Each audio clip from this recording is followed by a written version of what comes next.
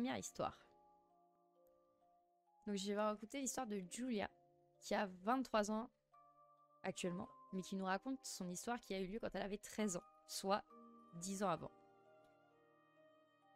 Elle nous explique qu'elle vivait avec ses parents dans une maison au sein d'une ville relativement calme depuis 3 ans. Elle explique que depuis qu'elle est dans cette maison, donc depuis 3 ans, elle est pas très bien dans cette maison et elle a toujours une sensation un peu d'être observée et d'être observée et d'être regardée, sachant qu'en fait sa fenêtre de chambre donne sur la rue. À force d'avoir cette sensation de malaise, Julia, elle décide de faire des recherches. Et donc, elle décide de taper l'adresse de sa maison sur Internet. Et là, elle découvre que il y a des articles sur sa maison, notamment dus à un meurtre et 2 suicides qui auraient eu lieu dans la maison. Ça se serait passé en 1993. Et concernant le meurtre, le tueur n'a jamais été retrouvé et arrêté. Donc forcément, elle décide de montrer ces articles à sa mère et de lui dire, voilà, j'ai une sensation dans la maison qui n'est pas bonne et en plus de ça, je viens de trouver ça qui me rassure pas du tout. Sa mère ne lui prête pas du tout attention et lui dit que depuis 3 ans, il ne s'est rien passé. Pourquoi il se passerait quelque chose maintenant, aujourd'hui? Il n'y a aucune raison. Julia, voilà, passe à autre chose, la vie continue son cours, mais elle a toujours cette sensation de se sentir observée.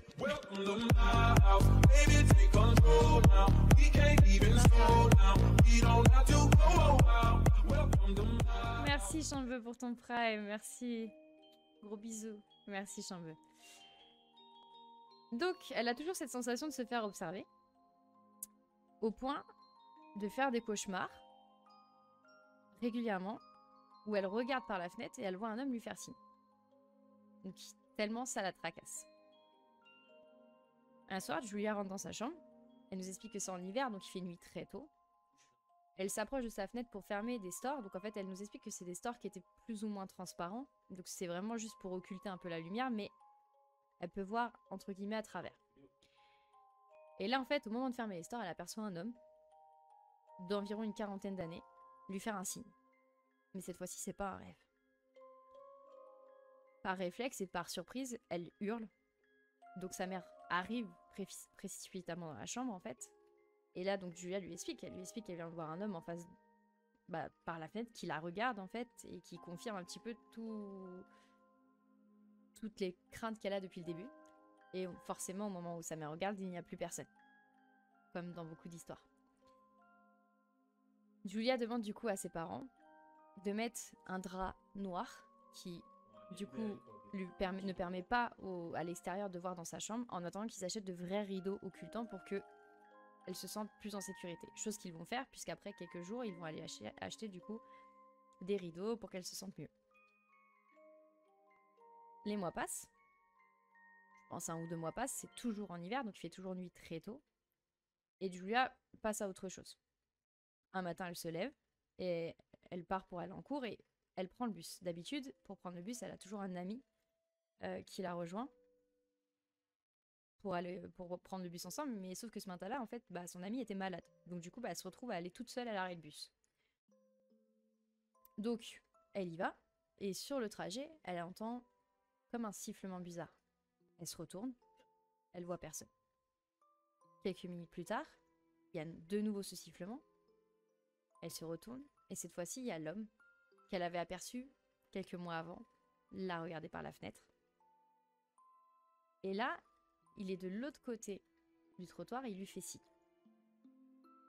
Prise de panique, Julia, du coup, se met à courir, et en fait, au lieu d'aller jusqu'à son arrêt de bus, elle voit son bus arriver, bien avant l'arrêt de bus finalement, et donc elle court vers son bus pour qu'il s'arrête et qu'elle monte. Heureusement, son bus s'arrête avant l'arrêt, et elle peut monter. Elle arrive à l'école et Julia décide de ne pas en parler.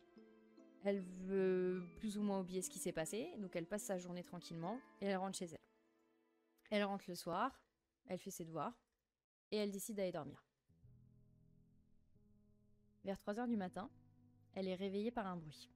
Un bruit qui s'apparente à quelqu'un qui toquerait à la fenêtre.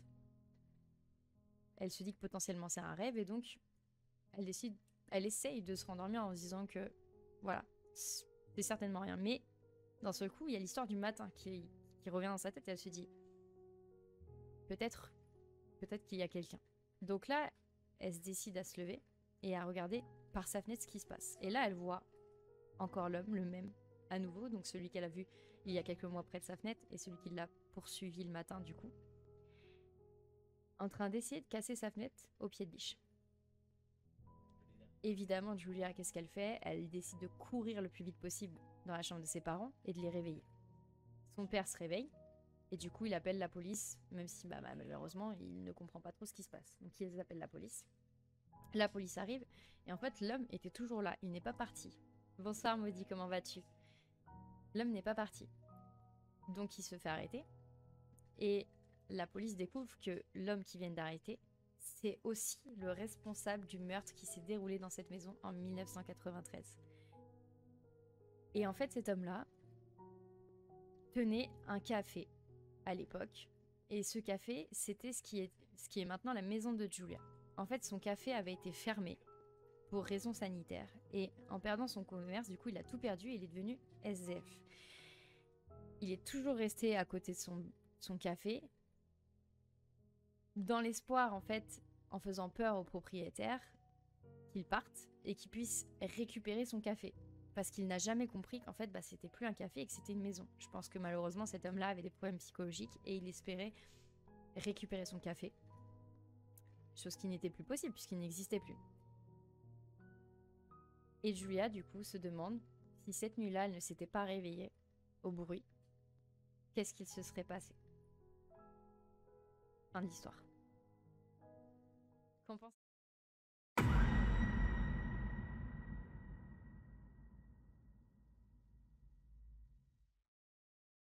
On peut dire ça pour Edith, ouais. Ça marche, un peu, gros bisous, bon app. Et merci pour le prime. Allez, on passe du coup. Ça va, tonton, merci beaucoup. On passe à la deuxième histoire. Et elle est ignoble. Je vous le dis, elle est ignoble. Je l'ai lu, j'étais pas bien. Vraiment, elle est ignoble. Donc, cette histoire, c'est précisé au tout début que c'est une histoire vraie. Donc là, malheureusement, il n'y aura pas besoin de sondage parce que c'est précisé sur cette histoire. C'est l'histoire de Camille. Et elle avait, elle aussi, 13 ans au moment de cette histoire. Elle nous explique qu'elle habite à la campagne avec ses parents et elle a un chien. Un soir, ses parents vont manger chez des amis à eux et Camille, elle a pas très envie d'y aller et donc elle décide de rester à la maison avec le chien. Donc vers 17h, ses parents partent et donc Camille se retrouve seule à la maison. Désolée, maudit. Elle décide d'aller faire un tour en vélo puisqu'il fait pas encore nuit et qu'elle est de rester dans le pâté de maison, sachant que tout autour de sa maison, c'est majoritairement quelques maisons, des champs et une grande forêt. Donc elle décide de faire un tour.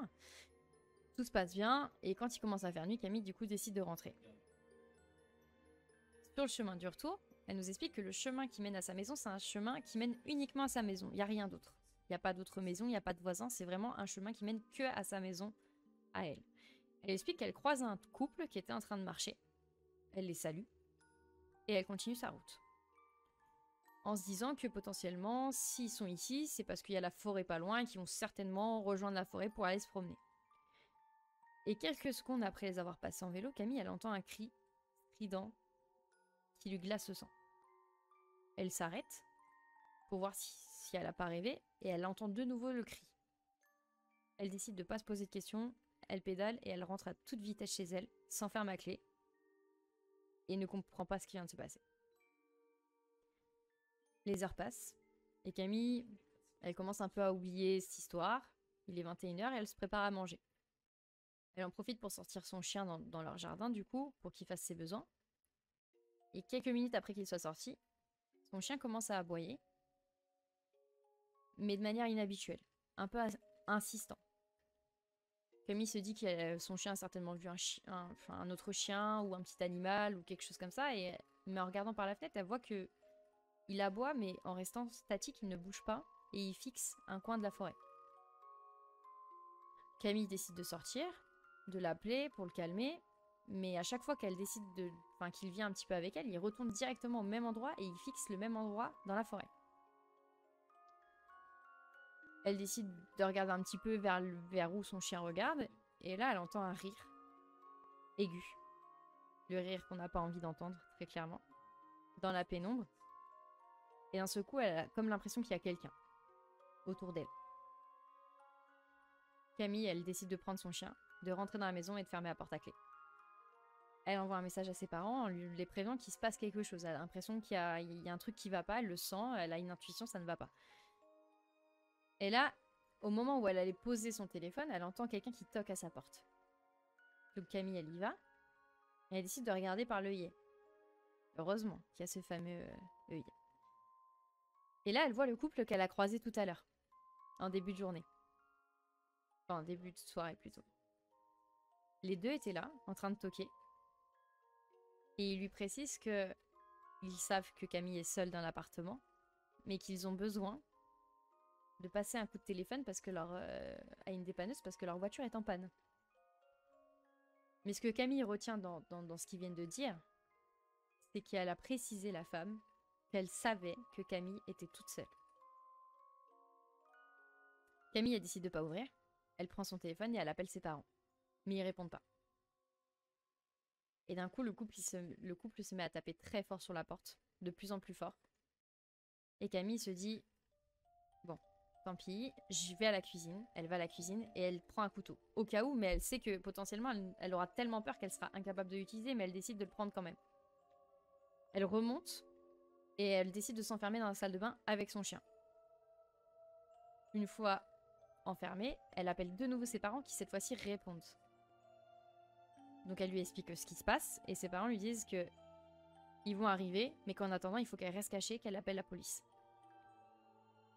Elle raccroche, elle enchaîne pour appeler la police et malheureusement la police lui dit qu'ils pourront être là que dans 10-15 minutes parce qu'en fait, elle habite quand même loin, un petit peu excentrée de la ville et donc faut le temps qu'ils arrivent. Au moment où elle raccroche, à peine au moment où elle raccroche avec la police, Camille entend une vitre se briser. Et elle entend le même rire qu'elle avait entendu tout à l'heure, lorsque son chien aboyait vers la forêt. À ce moment-là, Camille comprend que le couple s'est introduit dans la maison. Elle les entend parler, elle les entend à l'intérieur de la maison, et elle comprend qu'ils la cherchent. Donc elle essaye de rester discrète, de ne pas faire de bruit, mais malheureusement, avec le bruit qu'ils font, son chien, avec elle, commence à aboyer et à grogner. Et donc automatiquement, elle est grillée, et le couple monte à l'étage. Ils arrivent devant la porte de la salle de bain, où Camille se trouve, et ils lui demandent d'ouvrir, et que si elle ouvre et qu'elle coopère avec eux, tout se passera bien. Camille est tétanisée, elle décide de ne pas ouvrir, très clairement, elle n'a pas envie d'ouvrir. Et donc là, l'homme commence à taper dans la porte. Ça dure pendant une dizaine de minutes, puisque son intérêt c'était d'essayer de rentrer dans la maison. Enfin, de rentrer dans la maison et d'attraper Camille, donc ça dure un certain temps, jusqu'à ce que Camille entende le gyrophare de la police qui arrive. Et là, à ce moment-là, le couple est toujours dans la maison, et donc ils n'ont pas le temps de partir, ils se font arrêter. Un policier arrive et demande du coup à Camille d'ouvrir et lui explique qu'elle est en sécurité et que maintenant elle peut sortir. Donc elle ouvre évidemment, et quelques minutes après, à peine, ses parents arrivent aussi.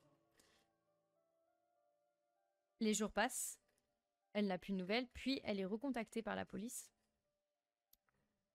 pour que la police leur explique que ce couple était un couple connu déjà des services de police pour des affaires de vol et de kidnapping. Fin de l'histoire.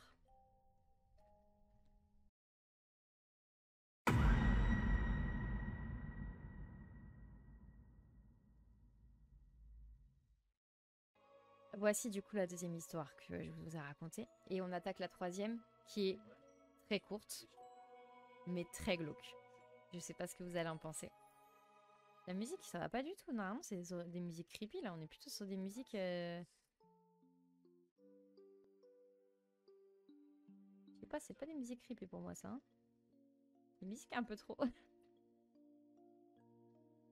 Ouais, quand tu prends le message pour dire sa femme. Mais oui, mais clairement, clairement. Tu vois, le monde est bizarre, j'ai eu peur d'une meuf qui me suivait et j'ai eu peur. Bah, il y en a beaucoup, hein. Il y a pas que des hommes hein, qui suivent, hein. T'as aussi des femmes psychopathes, malheureusement. C'est pas que... C'est pas un truc réservé aux mecs, hein. Ok, les gars.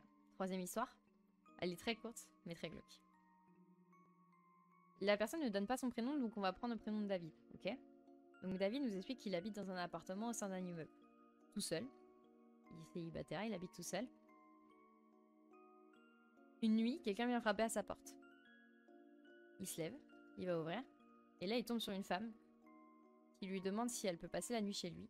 Parce qu'en fait, elle lui explique que bah, elle est victime de violences conjugales et que bah, elle a pas envie de rentrer, elle a pas envie de rentrer dormir chez elle et qu'elle aimerait dormir chez lui. Elle le rassure en lui disant que c'est vraiment juste pour cette nuit, que sa famille viendra la chercher demain et que demain matin, à la première heure, elle est partie. David, il se voit pas lui refuser, il se dit que voilà, il a un peu de compassion pour elle et très clairement, il se voit pas lui dire de rentrer chez elle après ce qu'elle vient de lui dire, donc il lui dit ok et il lui propose de dormir sur son canapé. La femme dit ok et donc elle rentre dans son appartement et il lui donne une couverture, tout le nécessaire pour passer une nuit.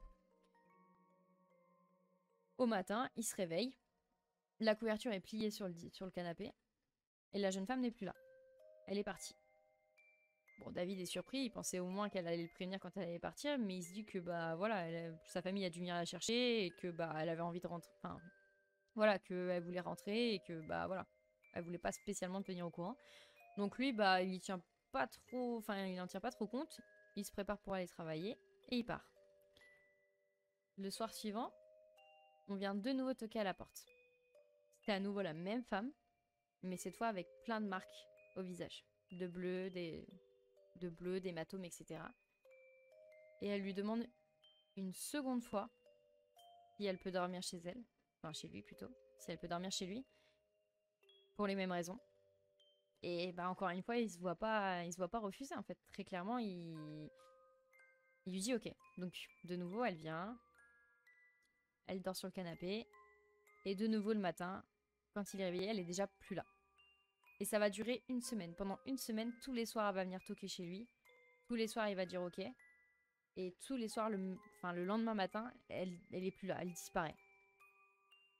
David, à un moment donné, il trouve ça bizarre, donc il se décide de se rendre au poste de police et de lui expliquer un peu ce qui se passe.